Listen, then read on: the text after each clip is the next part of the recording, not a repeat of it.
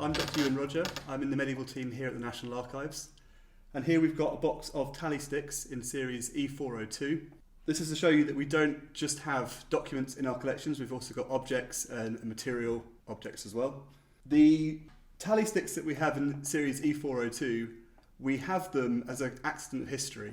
Original tally sticks would have been at Westminster, but in 1834 they decided to get rid of the existing tally sticks they had to make space, and they accidentally burnt down the Houses of Parliament in the process. So what we have here are essentially sweepings which were found in part of Westminster Palace, and they've now come to be in our collection. Series E402 is a series of original receipts, and tally sticks are just one form of receipt found in that collection. So tally sticks are made from wood.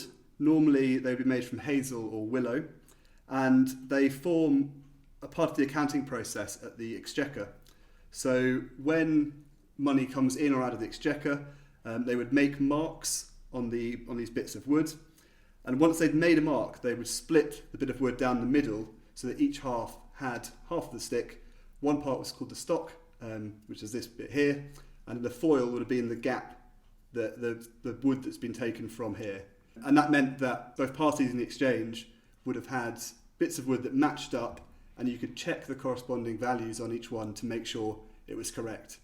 And sometimes they also had the names of individuals involved and also the county, so this one's from Essex.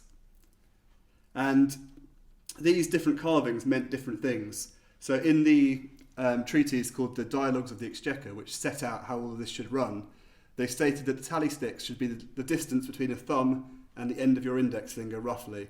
So you can see it roughly corresponds. Then the individual markings themselves were also defined by the size of various bits of the hand. So £1,000 would be the mark equivalent to the thickness of your palm. £100 would be the thickness of the breadth of your thumb. So if you put your thumb against it there, you can see that this is a £100 mark here, because it's roughly the same size as the breadth of my thumb. Then the mark for £20 would have been the size of my little finger. So you can see here, this is roughly the width of my little finger.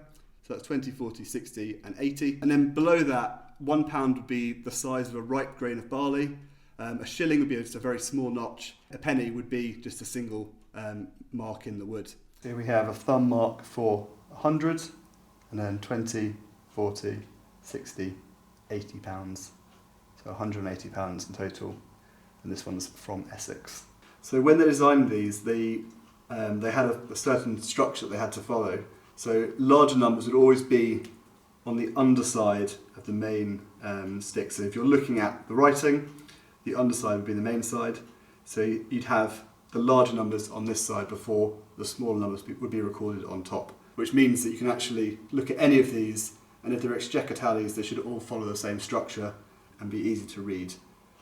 In reality, sometimes the differences between, for example, shillings and pence can be quite difficult to pick out later on, particularly if they've been worn or damaged in any way. But if you follow that structure, you can always work out that shillings, these are going to be shillings, these are going to be pence, because they're further up that end of the tally.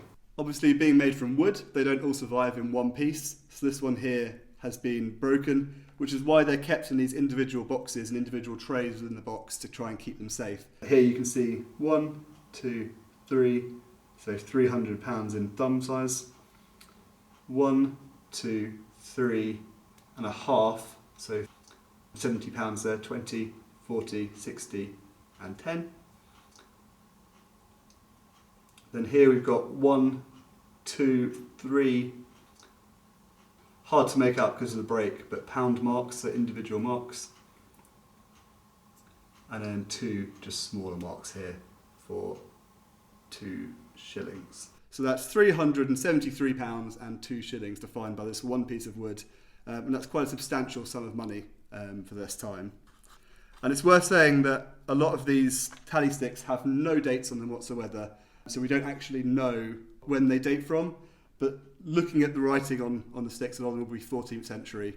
And here we can actually see we've got Hugh le Dispenser, so we can date that to the 14th century, although we don't know, there are multiple Hugh le Dispensers, so we don't know exactly which one that is, but it gives us a little bit more information.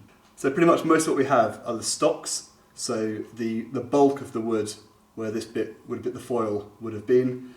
I don't know of any in our collection where we have both parts that fit together, because obviously one part will be kept by both parties, so it's quite rare that you can match them up. We do have a series of foils elsewhere, where in the exchequer there would be essentially lots of foils tied up together, and then they could be used to check when anyone came in with their tally